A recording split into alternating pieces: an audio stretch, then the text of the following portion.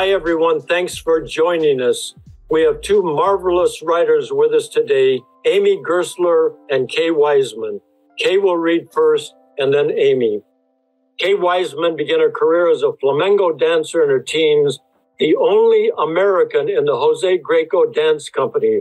Her name was changed to Antonia Flores, performing in the United States and Europe, representing Spain at the World's Fair in Brussels. Coming back to America, she went to New York to study with Uta Hagen and get her SAG card in The Godfather. She performed in Greenwich Village in Off the Wall, a well-known improv group, and appeared in many off-Broadway revues. Kay then went to Los Angeles and appeared in TV shows including Three's Company, Cagney and Lacey, Stingray, Highway to Heaven, Matlock, and the movie Mr. Saturday Night, later starring in Barry Manilow's musical stage production of Barry Manilow Presents the Copacabana. She is excited to be learning about poetry and sharing her stories here at MPTF. Here is a luminous, authentic, and joyful writer, Kay Weissman.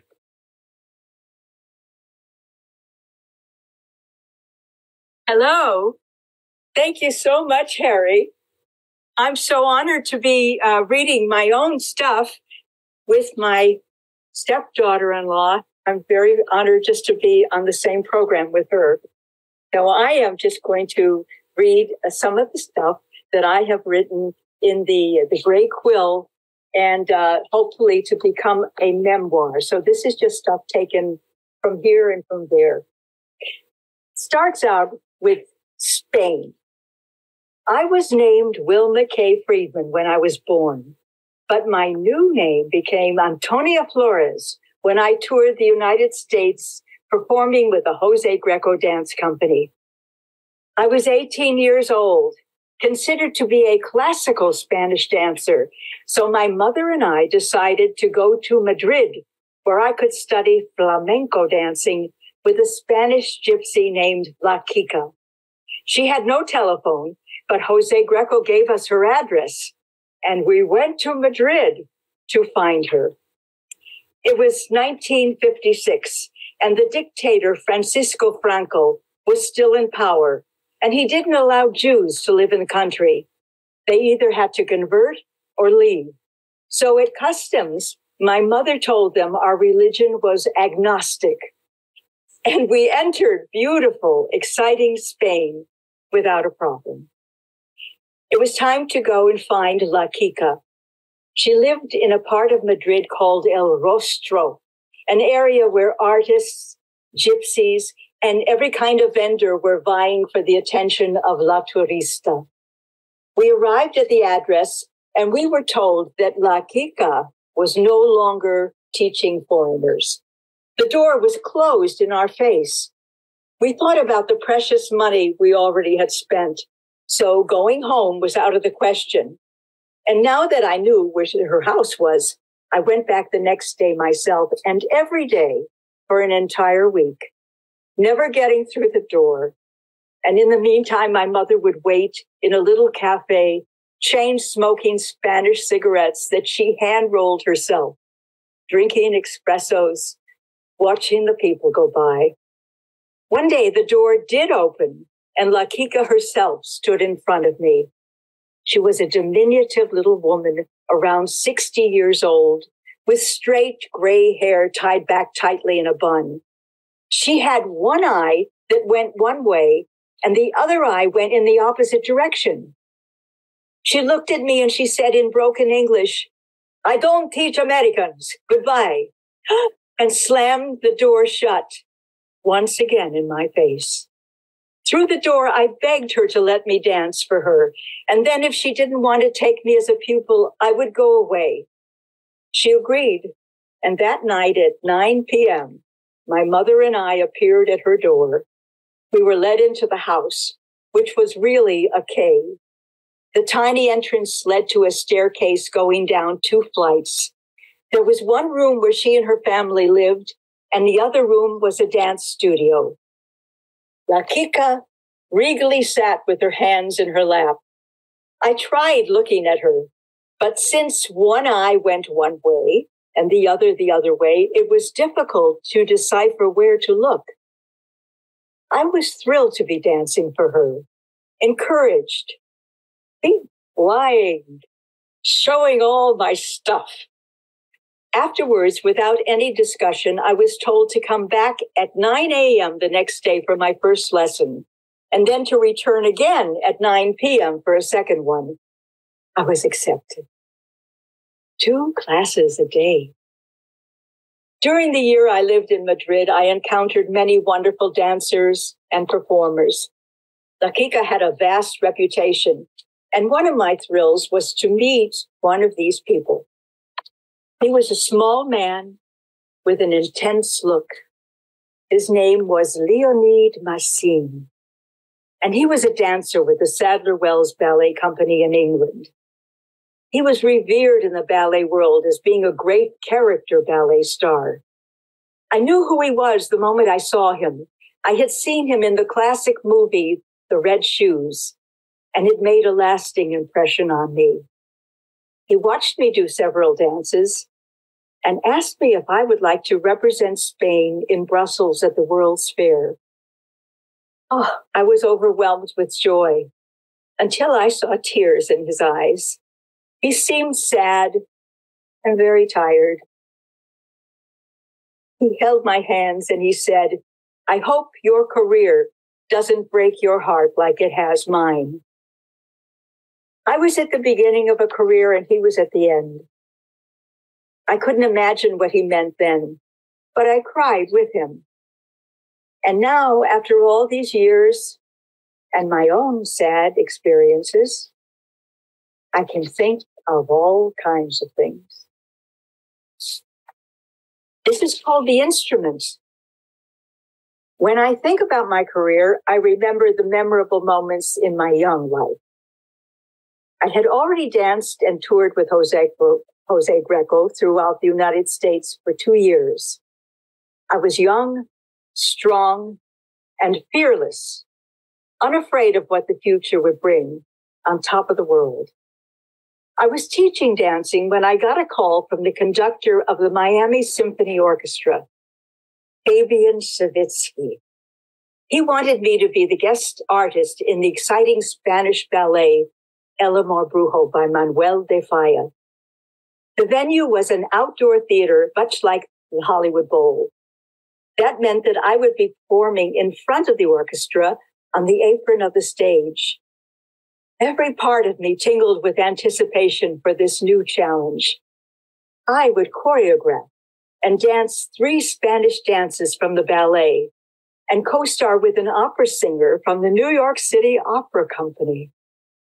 My grandmother insisted that it was her Sephardic blood that made all this possible, and my mother took credit for being my disciplinarian and coach, preparing me for this journey.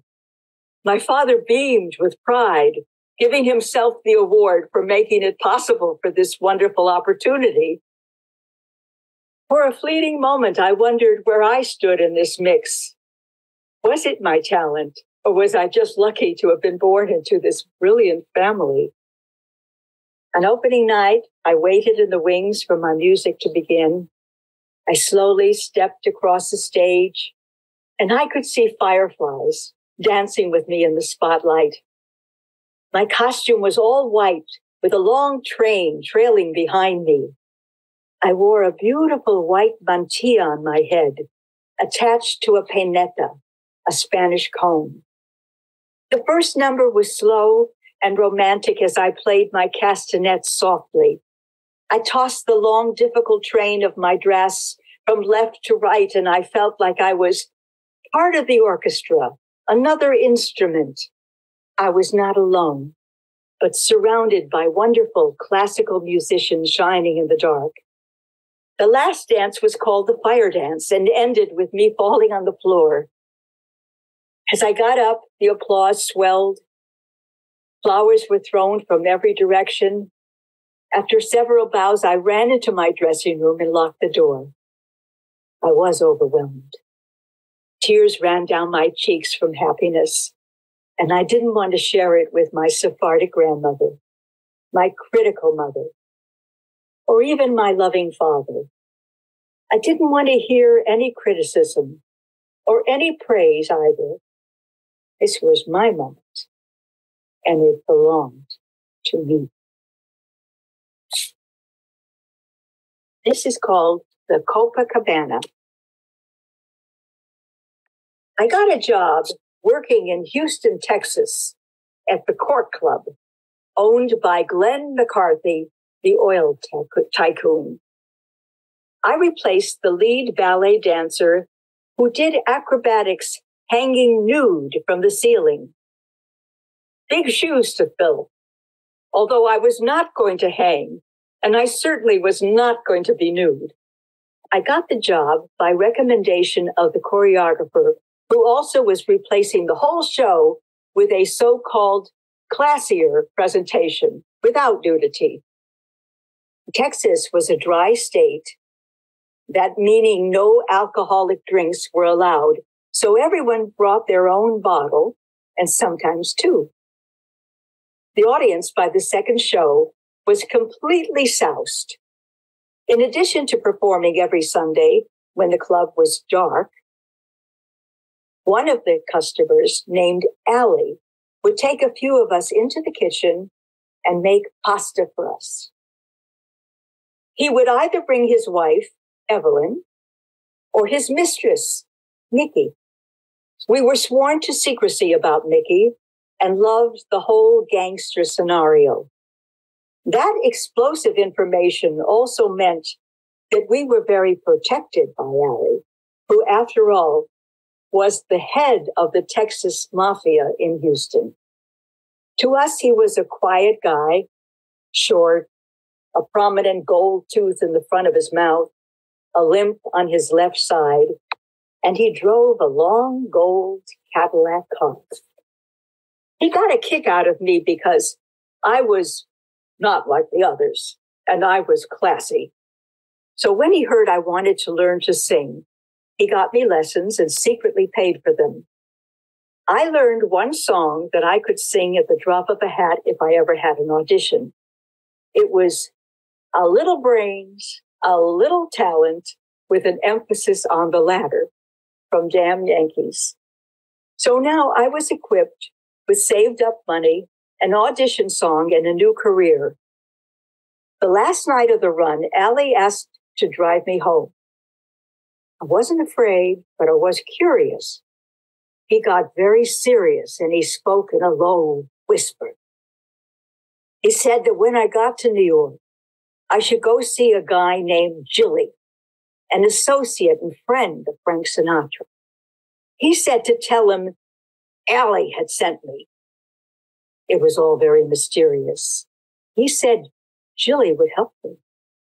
The first week I was in New York, they were having auditions for the Copacabana nightclub. They were looking for a girl singer to front the chorus girls. The line was around the block for the audition. So I went and I auditioned with my song, "A Little Brains." And I got hired by Jules Podell, the owner. I felt I could now go to Jilly and see what help he could give me. I walked into his restaurant. I asked for him. The bartender said he wasn't there. So then I said, Allie sent me. And suddenly Jilly appeared without hesitation. He sat me down and he said that whatever I needed, he would see to it that I got. An agent, a manager, acting lessons, singing lessons, publicity shots, everything to make me a star. Just like a movie. I told him that I wanted him to see my work first and to come to the Copacabana.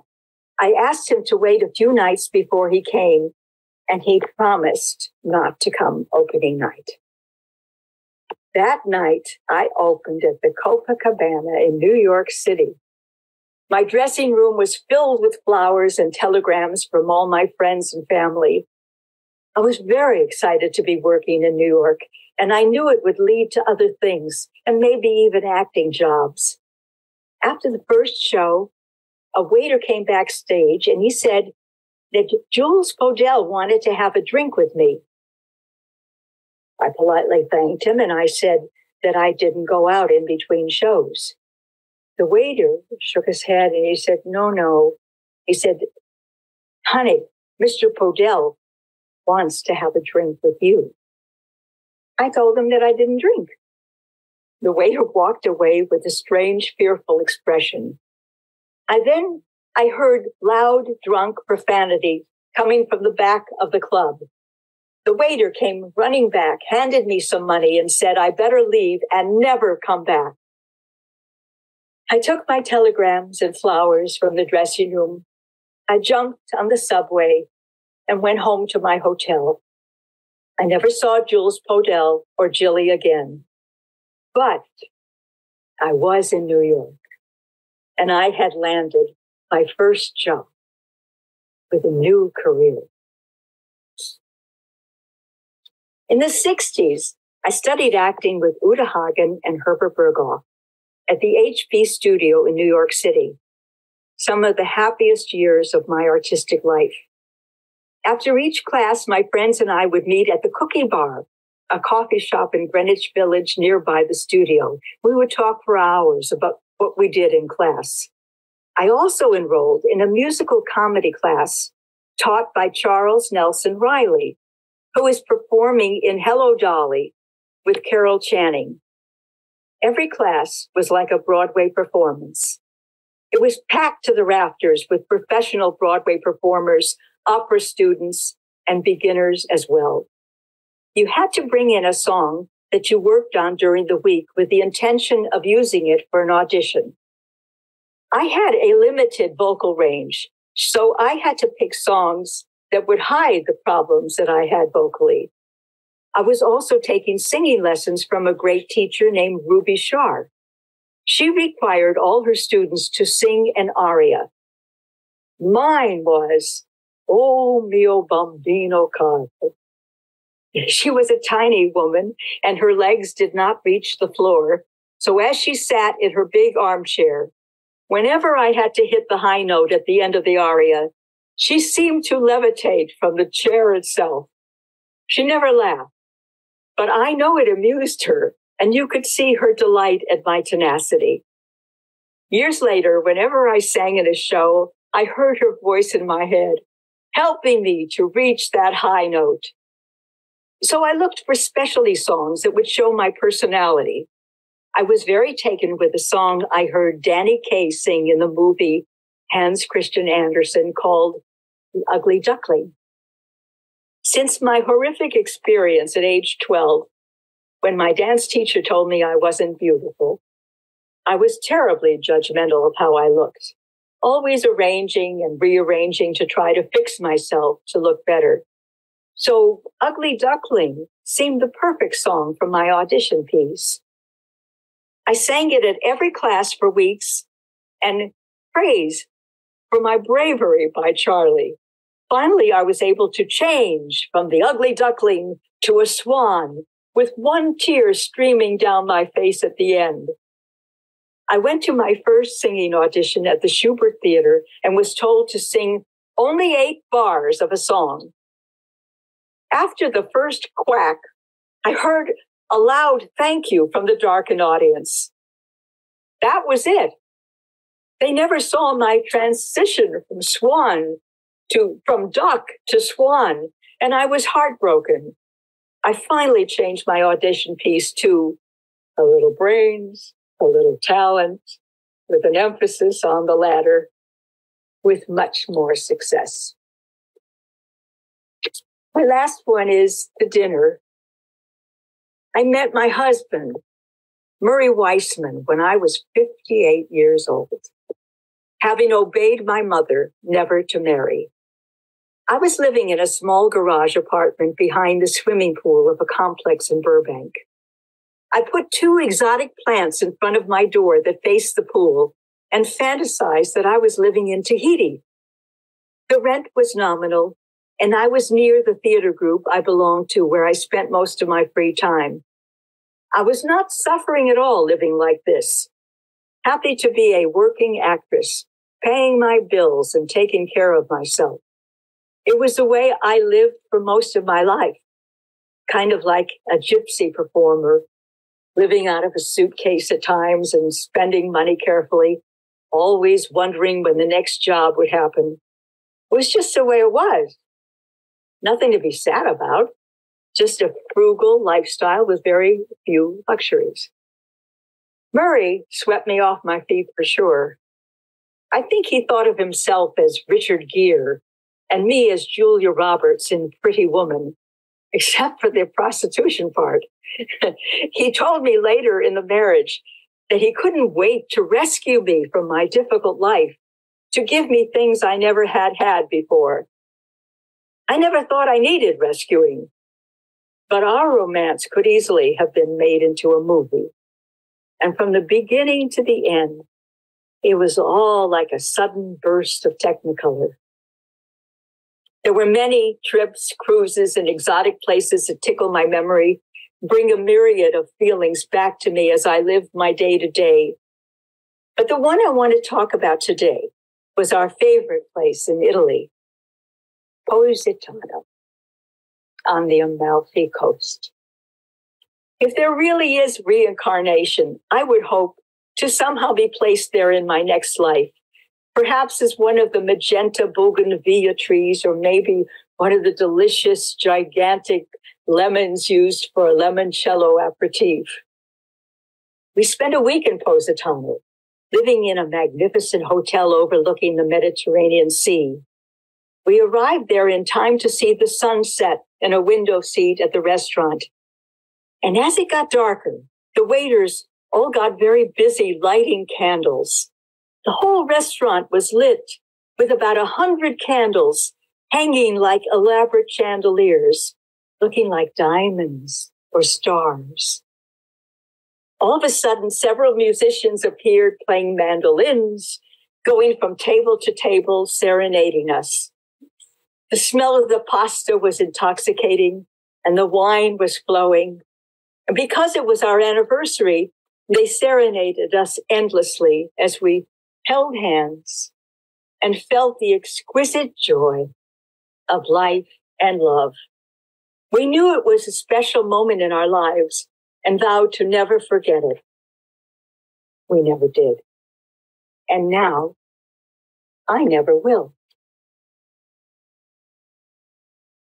That's it. Thank you, Kay, for such a wonderful reading. Your writing is true, poignant, and exact. You have led us into your world of dance, acting, love. It's personal and vulnerable and uplifting.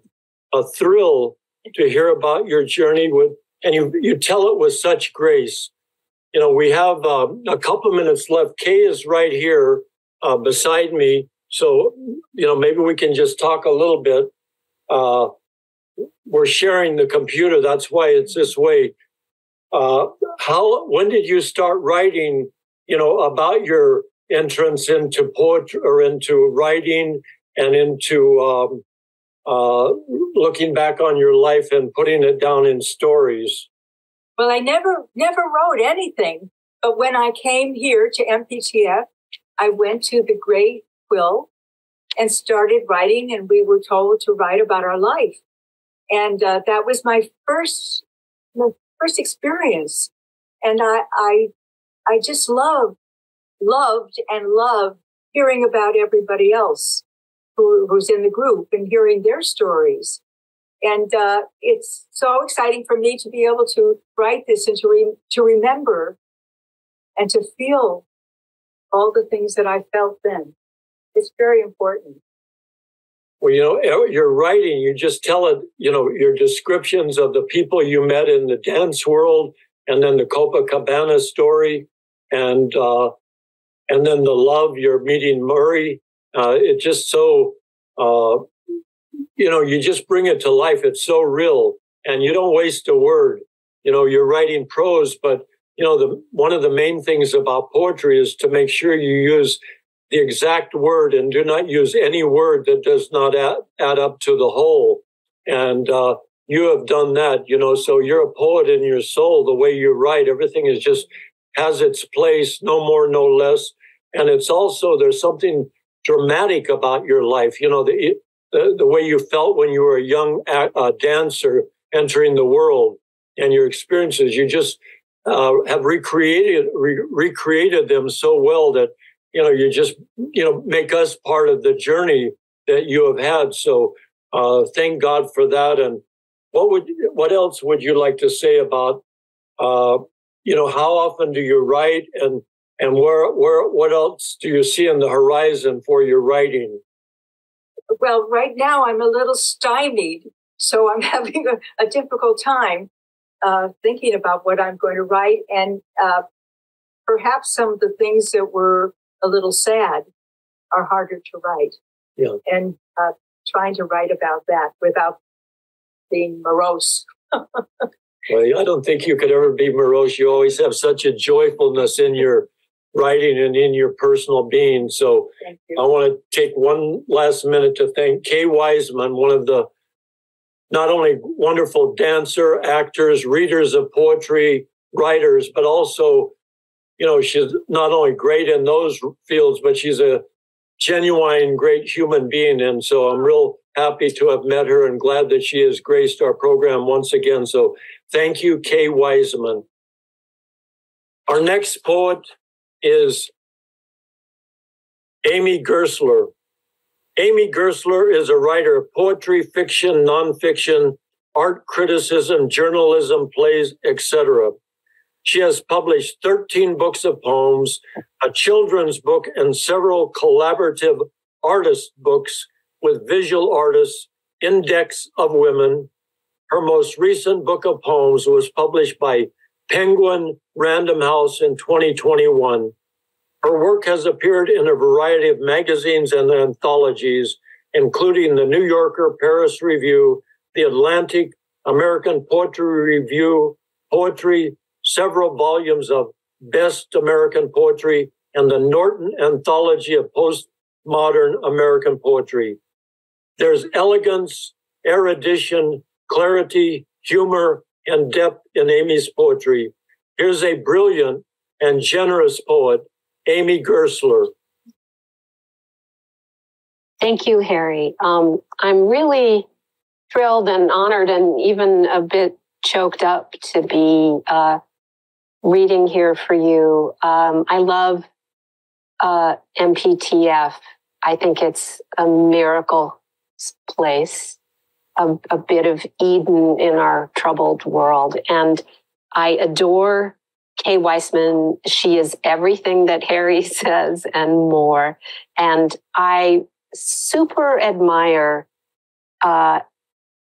Harry Northup and all he has done, including making this really terrific, top-notch reading series that I am just amazed to be asked to read in. So thank you. And thank you, Jennifer, for your help in making these events possible. So I'm a kind of a different kind of writer than Kay. So I'm going to try and move slowly from Kay's wonderful, open-hearted realism into a little bit maybe more surreal stuff, which is kind of what I tend to do. But I'll start with something that's more realistic, that's called Schmaltz Alert. It has a couple of Yiddish words in it.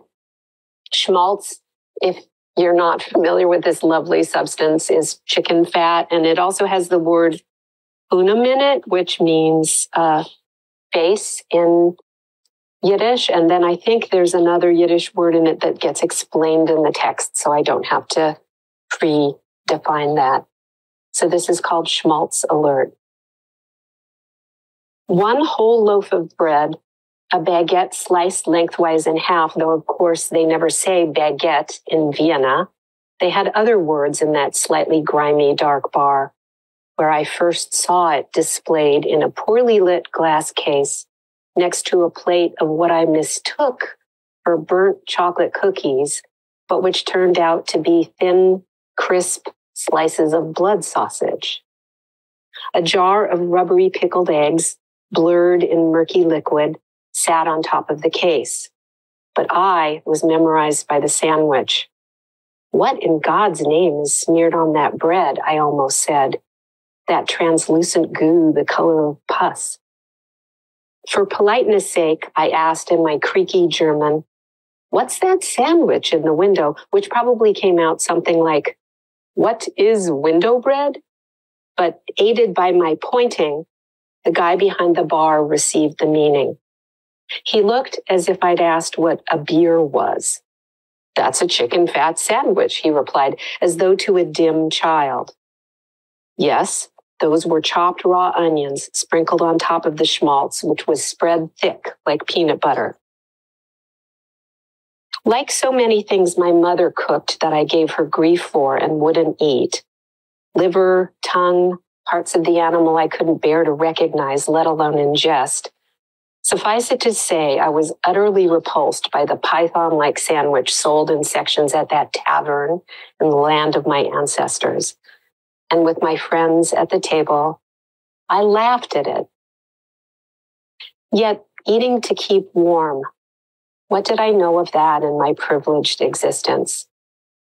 What did I know of pogroms, Russian winters, forced immigration, the value of fat, its anti-starvation richness, of using every bit of a bird?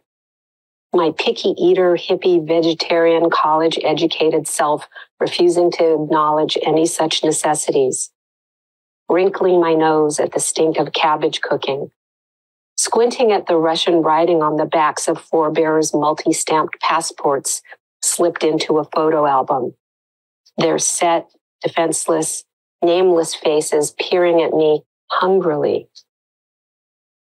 Once an uncle at the wedding of his son, a skinny, hairy kid who was marrying a Rubenesque beauty, said, "He always did go for those little fatties," as though this was a delightful remark.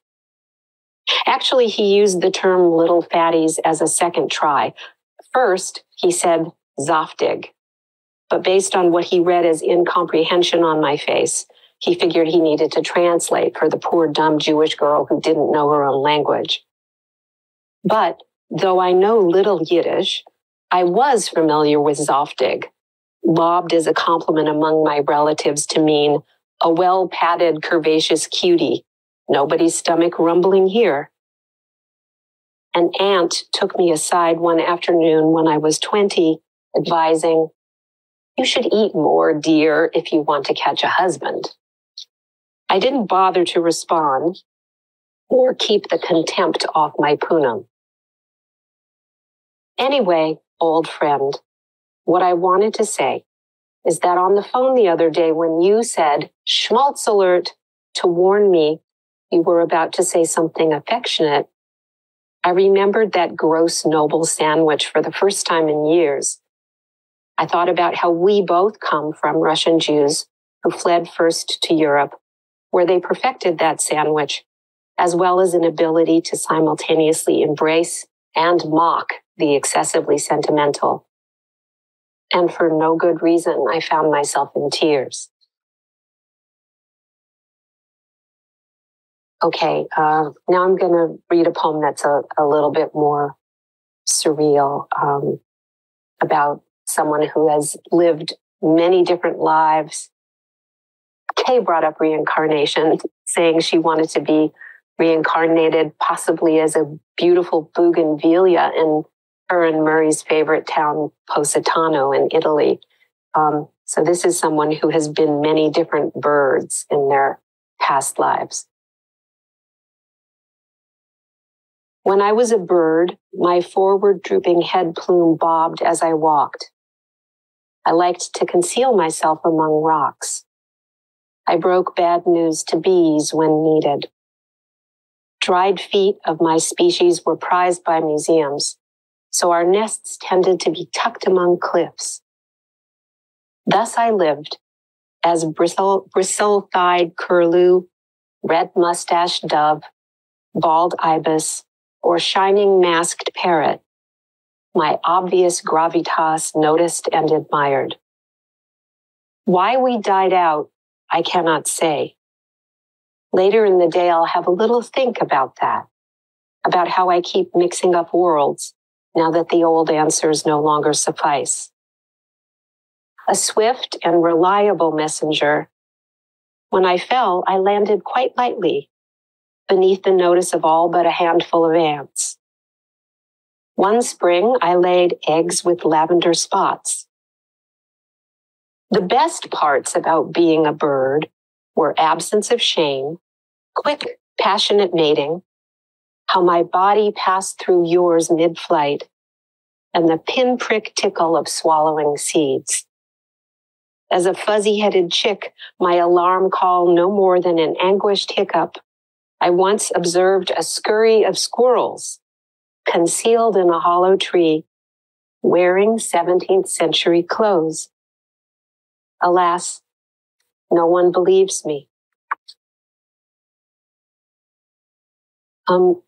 Kay brought up the wonderful writing workshop that they have at Motion Picture Television Fund Home.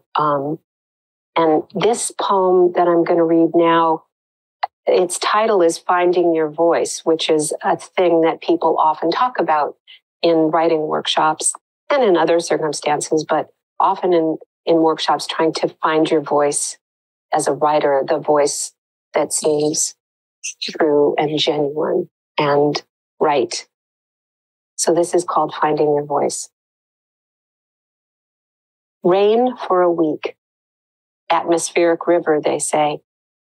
The dog nuzzles your hand. You haven't spoken today. Go ahead, talk. No one is listening.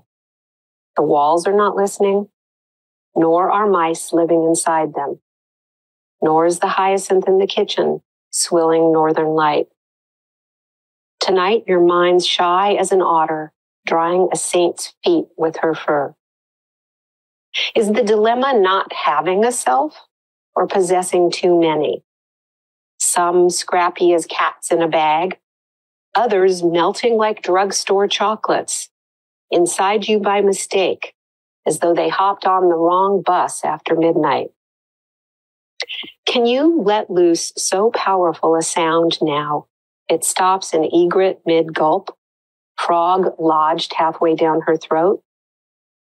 Could you call up a yelp to rouse owls from their day sleep? Rattle leather-shelled dinosaur eggs into hatching at last? Try. Sing out a sentence that echoes on Pluto.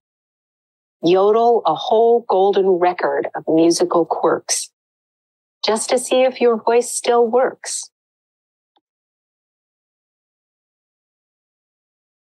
This next poem is called The Meek. I was looking at that quote from the Bible about the meek inheriting the earth. That quote has always made me feel both excited and nervous. Anyway, this is called The Meek. They sit apart at parties, wilting like neglected houseplants. Their music is easily confused with white noise. When the booze runs out, none of them has the nerve to shoulder into his coat and hike to a nearby liquor store. You never catch them wearing bright colors. Their laughs are half swallowed. They yawn a lot, wallow in apology, kneel, plead. Their sea of griefs has been rising since humanity began. So what's their plan? Most of the matter in the universe is invisible, and the meek teeter on the cusp of the unseen. When we notice them at all, we're distracted by bowed heads, tight smiles, benign disguises, behind which lurks an eternity of mildness and a ravening, saber-toothed surprise. This next one has a visual component.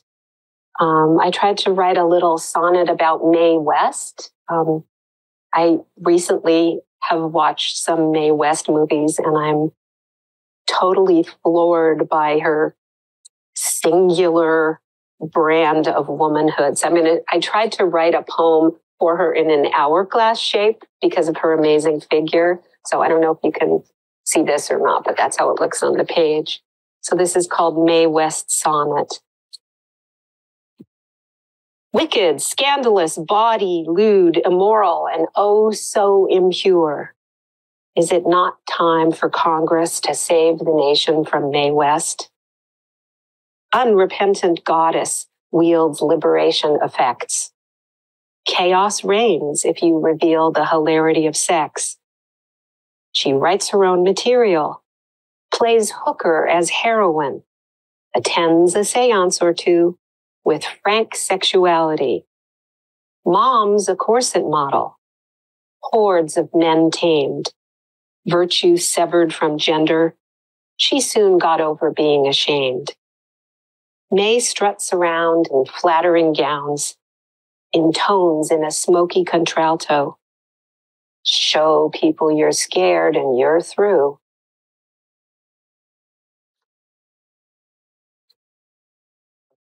Okay.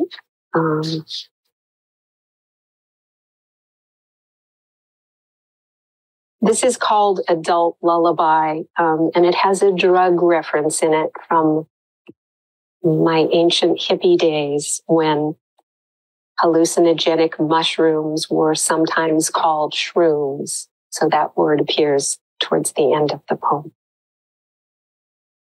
Adult Lullaby. Instead of reviewing every possible instance of your own and your loved one's wrongdoing, could you be grateful for the stale sourdough loaf that serves as your pillow tonight? This is not the right time to brood. What if I outlive those I love? And what if I don't? You will, and you won't.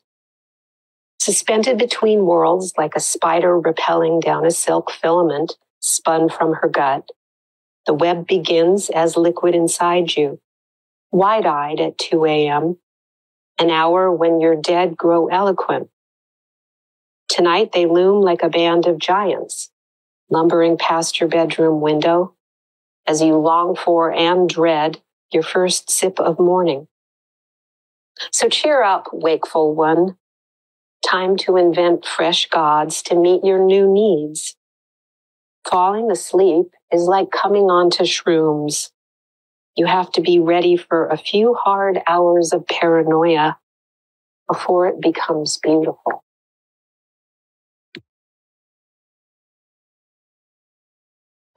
This is a poem about watching someone sleep called Nightlife. How can this equal rest or peace? This garble of gasps, snuffles, and a horse-like snorts. His lips flutter as though he's blowing bubbles. His moans so choked he must be drowning, or are his legs being sucked in by quicksand, the way a restaurant critic sucks the bones of her osso buco? In my overheated nightgown silence, I watch him flinch in a puddle of bedside light. A range of ages and plights wash over his face. Who is this sleeping, unshaven male, this slab of snoring meat, this leaky ship of divinity? I stare across the chasm which divides each waking or sleeping creature, whether they've touched each other or not. He's a magician who made an orchard disappear, an unhinged shooter from St. Louis, a plum-colored shadow, a handful of chameleon teeth, one of God's toboggans, a tree denuded of leaves, bleeding beads of amber. It was an honor to read for you. It was an honor to read for Kay, and thank you very much for listening. Thank you, Amy, for your vivid, imaginative, lovely original poetry. You brought new narrative into the poetry form, and you have such a superlative use of language and such depth and range. And I have a question for you. You know, there are so many personal poets, right? the confessional poets, and then there are academic poets. And, we could go on listing all the different types. But it seems to me that I always feel when I hear your poetry, there's a truthfulness in your writing. There's a personalness. There's a person there, and yet it's beyond the person.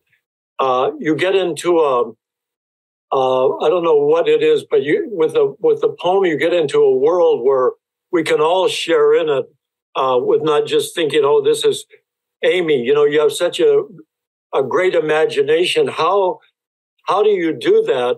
I mean, could you just take one of your poems and just tell us how you begin and where you locate yourself? I hope that's not too abstract a question, but you know what I'm trying to ask you, right? I think I do, and I think it's a very cool question. I don't know if my answer or my response can be as cool as your question is. I think it's a kind of a beautiful question because we all have such different minds and such different imaginations. And the thing about art, and Harry is an artist as an actor and as a writer, is that it can, if we're lucky, it can get to that place where our imaginations can meet, like not my world, not your world, but another made worlds. That's, like you said, that maybe can be shared and be cohabitated somewhere in the clouds of being human. That doesn't sound too incredibly spacey.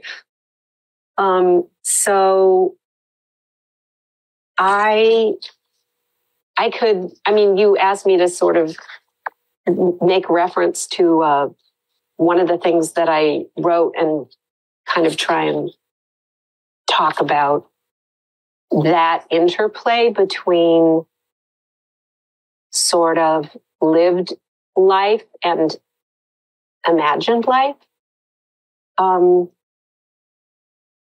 The one that I read about birds is just, I often, to get myself going, use facts or weird names of things, solid, concrete things in the world to try and dig out what's under it in me, or imagination, or something maybe deeper. And so I was just playing around with taking notes about things that birds do or their funny names. I love these names: bristle-thighed curlew, red mustache dove, bald ibis, shining mask parrot. I didn't make any of that up. It's just bird names. But you can't make anything up that's that cool. It's so weird. I just love that. And then thinking about what they would be like, or, I think art is this kind of, if it works, it's this kind of holy play in a way. It has deep shared connection to our fellow beings, hopefully, but it's also can be playful in that pure way that children are. I'm not saying my work does this. I'm saying it's something I sort of aspired to. So the idea of thinking, well, what would it be like to be a bird? What would it be like to lay an egg with lavender spots? Would that be awesome? Would you be so proud of it?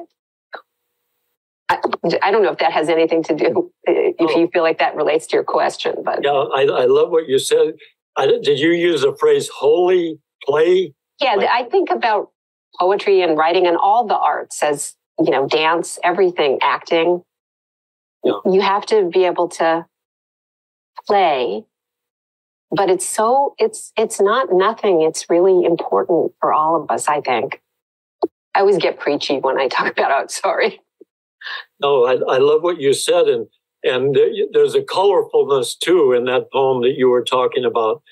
Okay, once you get all the notes that you've taken, then you sit down and then how do you, because a lot of people may start by just where they are and what they see in the visible world, or maybe some emotion or some phrase that comes to them. Once you get the material, and then you mentioned the two questions, or at least two questions that, you brought up a little while ago. When you sit down to write that poem about the birds, how do you begin? How do you enter the poem? How does Amy Gerstler, write that first line? What's the connection to you and then to the poem? Well, I don't know how it is for you, Harry, but for me, what you start out with as the first line rarely ends up as the first line. With this one, I was sort of like, well, be simple, Amy. Don't make it too complicated. Just make the title be When I Was a Bird and have a comma after the title. And then, so what? When you were a bird, what? And then I was like, oh, this person is going to be have been a lot of different birds, because I cannot bear to have less than like 4 of these great bird names in here. So they're going to have switched. And then maybe they could switch between, being a grown-up bird, and then what was it like being a little chick in the nest? You just play with it and see. And whenever you sit down to write, even if you think, yes, it's all going to be bird, of course you come through things that you're worried about or afraid of or are rattling around in your mind, or have just whatever's. We're all full of stuff. So stuff starts coming up. You do that marvelously, because sometimes a poet will get caught in the, 1 or 2 themes, right? It's just like an obsession. And then sometimes it's personal, and that's fine too. But you always have the ability to transcend the personal. And so it's always good to learn how another person works and opens up our eyes. I know, like for me, I walk around here, sometimes I'm walking around, I'm really mindful about the trees I see and what kind they are, and that other times I'll just be walking around thinking and I won't be aware. Yeah. The awareness that you have of, making these, studying, doing research, and then how it affects you and your passion, and also the ability to, once you get it working, it seems like your poem just unfolds so effortlessly. I assume you do a lot of, I shouldn't assume anything, but you may rewrite and this and that, but however you do it, it just seems like so effortlessly, like it just sprung out of your mind, in such a beautiful way. So I'm glad to hear about that. And what are you doing? What are you doing right now outside of this poetry show? I mean, I know you've done a lot of different aspects of writing, essays, criticism, playwriting, opera, etc. What are you focusing outside of poetry right at this moment in terms of time? The 2 other things that I'm doing right now are, sometimes I get asked to, and this is very fortunate for me, write something for a visual artist for like a little catalog or pamphlet that somebody's doing when they're having an art show. So I have a friend who did these beautiful images of cacti from the high desert. And so she wanted a text. So I wrote some cactus sonnets for her and to go in her little pamphlet for her show. And then for a long time, I've been working on a musical with this wonderful composer, actor, arranger. So I've been trying to learn to write, song lyrics. Well, at one time I saw Stephen Sondheim on documentary 6 by Sondheim, and somebody asked him, they called him a poet, and he said, well, I'm not really a poet. He said, to be a lyricist, you have to send out lyrics that the people in the audience get the first time, because there's there's a backdrop, the stage design, the costumes, the music.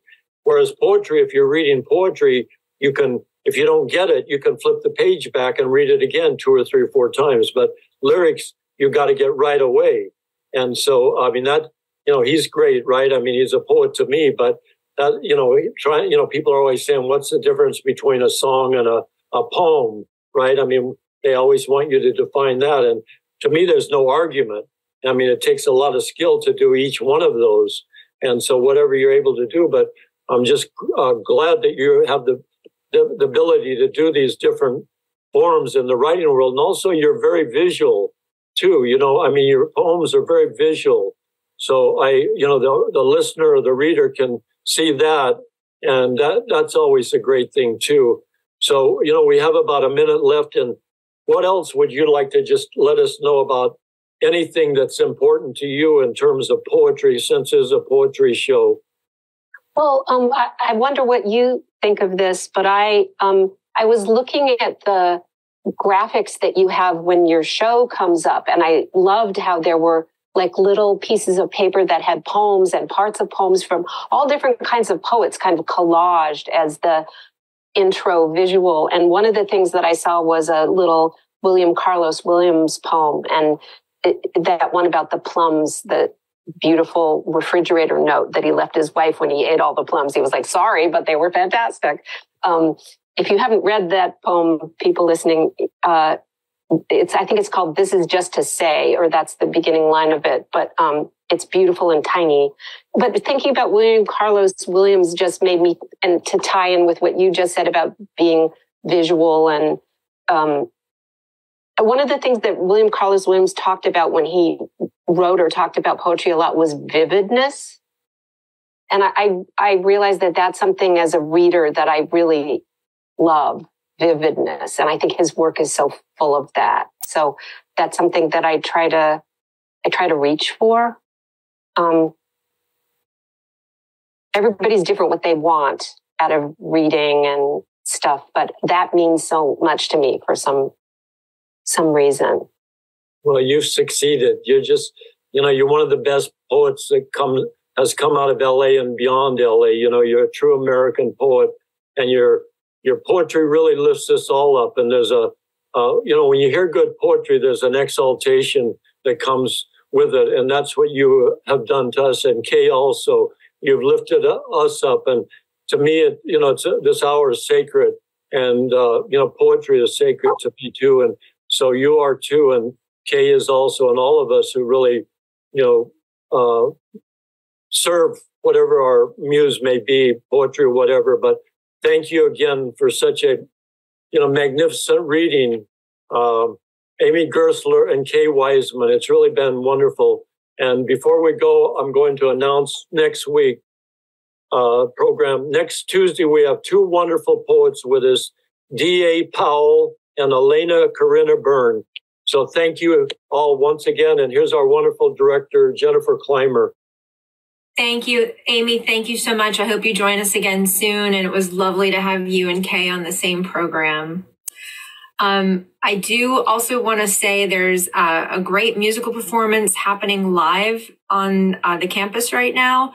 And it made me think of a really wonderful musical performance that's going to be in this time slot in a couple of weeks. Harry, do you want to talk a little bit about that before we say hasta la vista? Yeah, I don't have the schedule in front of me. It might be the 16th of April. I'm not sure. That's what I have it as. Paul Vangelisi, he and a group of musicians and a singer, a wonderful group and a wonderful singer, they perform, he reads the poetry and then she sings, and then they play with him, and it's just a marvelous harmony created with poetry and words.